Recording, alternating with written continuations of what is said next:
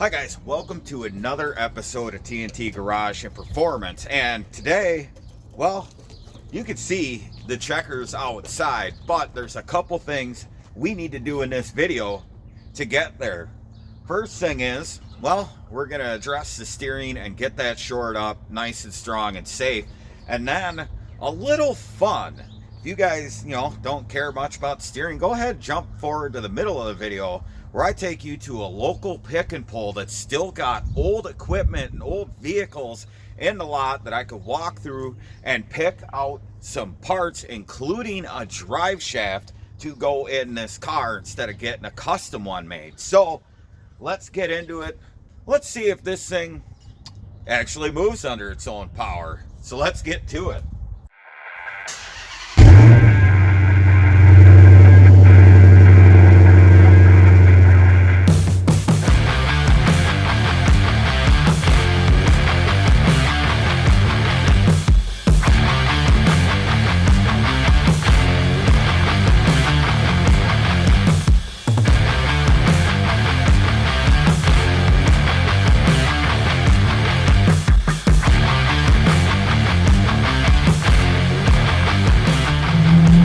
Shifting gears, come up here and took apart my steering, and the reason is because my lower heim joint and the tie rod goes to the bottom of the original piece on the spindle where your tie rods would attach. I've already drilled these out to 5/8 to run a 5/8 grade 8 bolt and fit through our heim joint. Now on the top side, my drag link just sat on top of these thick spacers, and there's not enough stability there, especially when you're trying to obviously drag the spindle back and forth to steer.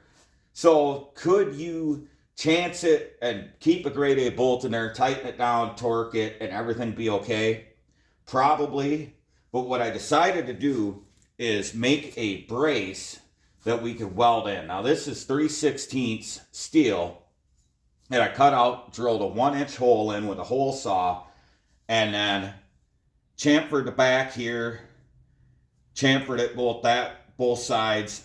And what this is going to do is it's going to go over the spacers, slide and contour to the spindle, and then we can go ahead and weld it to the spacers and really bury a weld into the spindle. So I've got this chamfer. Now what I want to do is I've marked it where this is going to sit.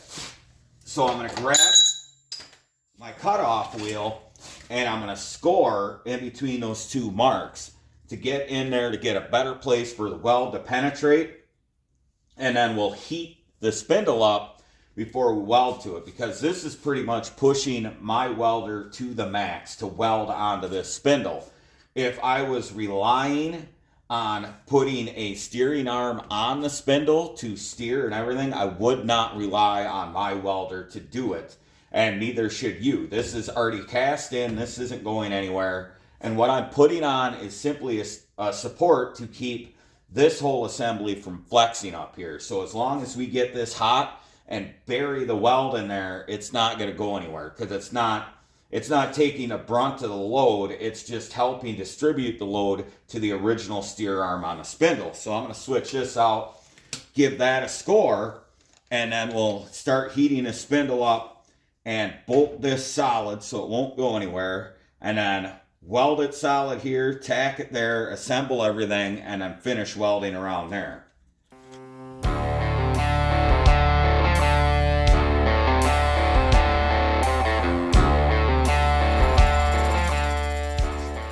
Alright, so that'll give us a nice place to bury a weld into. So next thing, I'm going to get this set up, get this heating while we get the welder brought over here and everything else set up.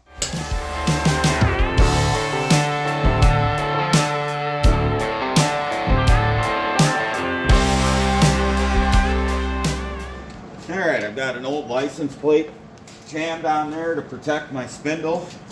And now we can set it right where we want it, and we will get it tacked in and then finish buzzing our weld in here.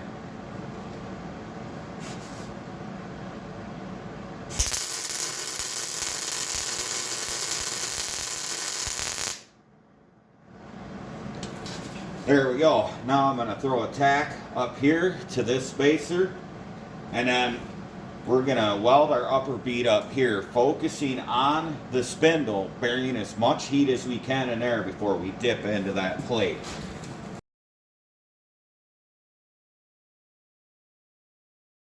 Now that looks decent for what we got going on. The thing is with like these cast spindles like that is they're pretty impure, so they're not the best to weld to, and that's why like a higher amp welder or a 240 welder, 220, can really bury the heat in to burn some of them impurities out. But now that we got that, I'm gonna go ahead and throw a couple more tacks. I'm probably not gonna tack a whole lot on the top here. I don't want to interfere with where our nut goes, so I'm probably gonna come around the bottom, throw some tacks around there, and then tack it to the spindle down here, and then we can go underneath here, which I might do next. Just lay another bead while everything's hot, and we can call that half good.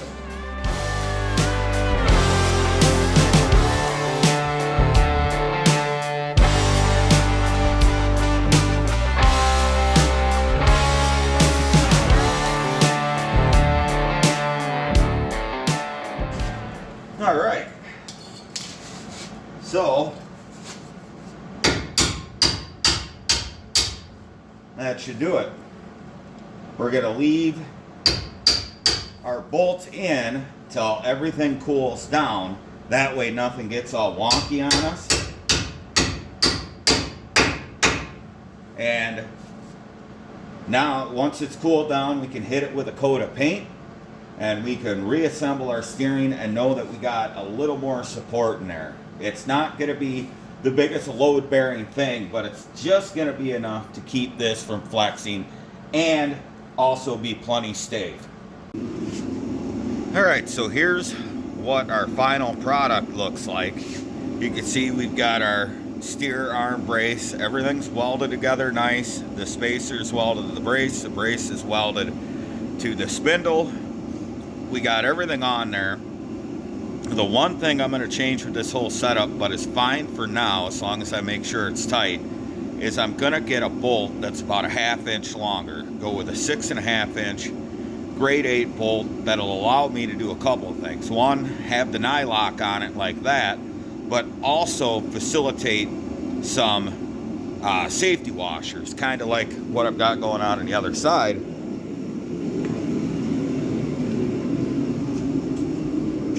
And that's this. We simply got a washer, above the nut, below the heim joint, which still gives it plenty of room to articulate on something that the suspension, frankly, isn't going to move that much. So what this washer is for is if this heim joint wears out and the ball inside drops out of the outer part of the heim joint, this will drop down and land on that washer, and it won't just toss the drag link or tie rod off of the car. So you can maintain steering long enough to get it off the road after you realize there's a problem. Anytime you're running heim joints, you want to run a safety washer. And there's ones that are meant specifically to be safety washers, or you can use like grade 8 washers, stuff like that. Just something to stop the heim joint if it fails from dropping straight down and disconnecting your steering. One other thing, while I was doing that spindle over there, is I took the front axle out completely so I could take 2 leaves out of the spring pack, because with all 6 leaves, this thing was stiffer than I was when I first started this car. So this will soften it up, everything works out, the steering still clears, and it'll just generally ride better and not punish the chassis as much. So that should create a better ride there, and the shocks are a better collapsed height. So everything should work out all right. I also put different bolts in the front that went all the way through, and I went back through on my spring perches on the axle and ground some of that old weld out when I didn't have a great circuit when I was welding the axle together, and re-welded that to make sure that's solid, checked everything else. So I'm going to align the front end here, and then we can put the brakes back on and throw the tires back on, get the front end back on the ground. Well, out at the local salvage yard near me, gonna get some parts to finish up the last of the checker. I'm gonna go to Square Body Row here, see if I can't find some radiator isolator bushings and an alternator bracket for my alternator setup to kind of make it more streamlined. And I need the isolators. Can't find them new near me, so I got a square body radiator in it. Here's a pile of square bodies, so let's see if we can find any loose and maybe look at some other stuff while we're out here. All right, so let's find something that still has a core support in it. That bed actually ain't all that bad. I might need to buy one of these beds for the kids' square body. Oh, never mind. Well, I've got a good box side on mine, so let's see. You got any isolators? Them are way too small. None in you.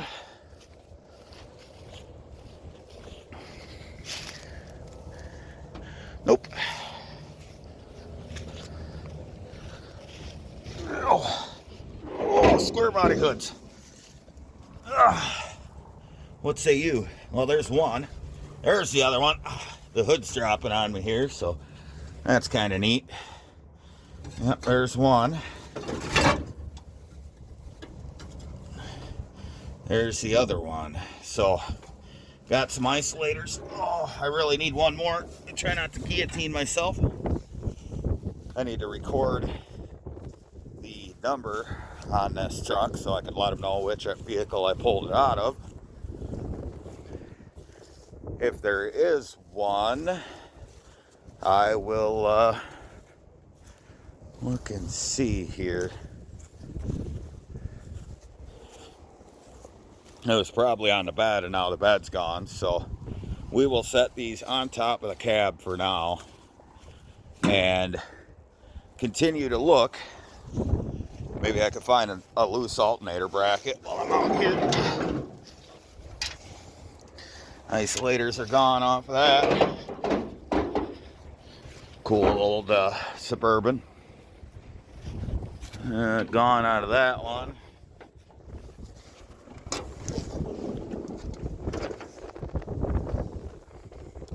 There's the bracket I need. I wonder if I could find one loose. Otherwise, I will record the number of this truck and have them snatch it off for me. So I'm going to take a picture of the number on this truck and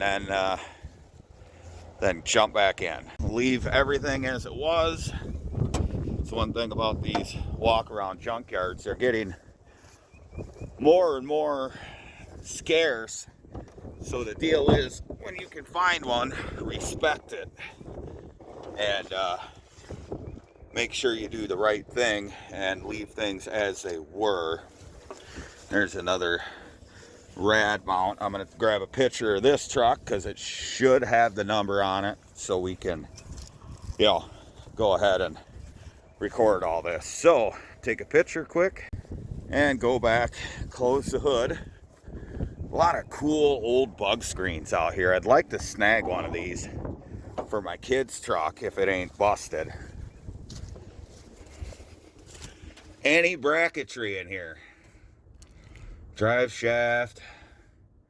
There's a driver's side vent window. I'm going to keep that in mind. I might need that later. Is that an alternator bracket? Look at that. That is perfect. So I've got the number on this truck. We've got our alternator bracket that was just sitting on the dash, and we've got our isolators. So let's have a look at this quick. You got an old 55 Chevy sitting here. Look at this old girl. This is about the shape my checker was in when I bought it. Actually, no, this is nicer than a checker. It's actually got a frame under it.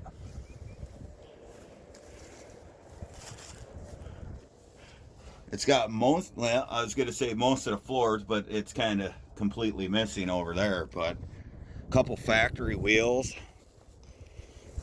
missing some trim. She's rough, but I'd build it.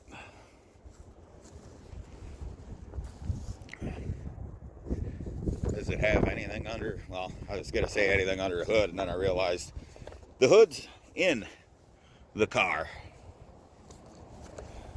We got a 56 sitting here. It's a Bel Air 4-door. A lot of good stainless, well, a lot of good stainless around the windows on this car. A couple good pieces. That one's a little dinged, but can be fixed.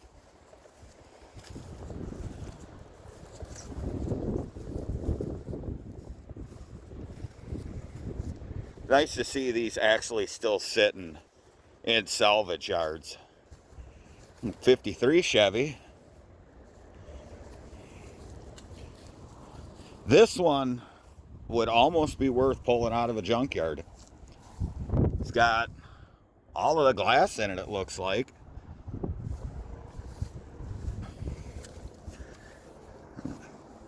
Is that a 3 on the tree? I believe it is. Yes, it is. 3-speed on the column. It's a 4-door. Got a little rot, but honestly, this would be a car that I would tackle, because they actually make parts for these. It looks like it's got most of the floor in it. It's missing the hood, but it's kind of neat. There's some other kind of European classics over in the row as we go back to the Driveshaft rack, but yeah, if you're looking for square body parts, gotta love a pull apart. So let's wander back up now that we got our bracket. We've got our isolators that I need to grab off the top of this red truck, and I'll show you some of that European stuff as we walk back up to the Driveshaft rack here. Oop, detour. Need a big old forklift or a camper? Let's kind of wander past this. Got a pile of new cars off in the distance. Nobody cares if those go away. But we got an old Dodge sitting over there. Good weekend vacation home here. Oh yeah, nice and clean. What kind of motors this thing got in it?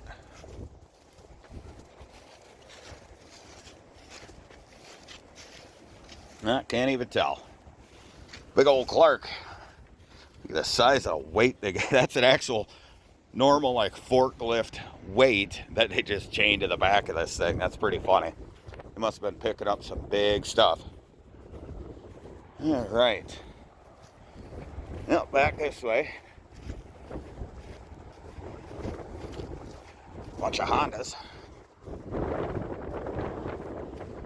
Is that a Carpenter school bus over there?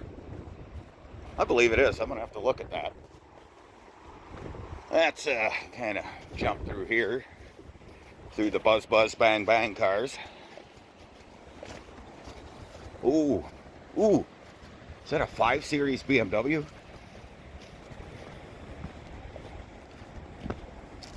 What are you, friend? I believe it is. I don't remember the body code. Would this be an E28 possibly? Let's get to the back and see. That's a 525. So I don't know if this is the body style between the E28 and the E39, whatever that would be. You guys that know BMWs, let me know. I know more about the 3 Series designations than the early 5 Series. Got an old Rover. Got the old aluminum Buick in it. Built by Rover when they bought all the tooling for the Buick 215 aluminum V8, which that's an aluminum V8, so that's Buick powered. Built by Rover, of course, and upgraded since. Couple Jags. Here we go. Some XJS's. MG We got an old Triumph, another XJS. I'm gonna look at the school bus quick, sorry, sidetrack. And then we can go up and find our drive shaft. It is a Carpenter. Sorry, school bustism, I don't know why. Huh. I haven't seen one of these since I used to ride on one to school. Carpenters weren't very common in where I was from, so to see one is an absolute oddity. So that's kind of neat. All right, let's continue to wander up, grab our drive shaft. All right, now like most good salvage yards, they just got racks of everything you could imagine. And they've got a complete rack of drive shafts and other stuff. So I went through with my tape measure, looked at it, sorry about the wind, and I found this one, which is an Olds 98 drive shaft that's a perfect length. I put my micrometer on it, everything's the same, so let's grab this, go pay for it. Okay, now as far as adapting this drive shaft to the car came with a TH400 output, the yoke, which is great because TH400 works in a BorgWarner Super T.N.T. So I went ahead and looked at U-joints on Rock Auto because it's about the only place you can find checker parts. And in the rear, it runs a 1310 going to the yoke of the Dana 44. In the front, I didn't look that far. So what I did was I went out and I got some bastard joints. Now, the bastard joint worked great in the rear. This is a GM 1344 weird ass U-joint for a whatever GM used, a 700R4 or whatever. They had that weird U-joint. So I needed this joint to go from a 1310 to that 1344.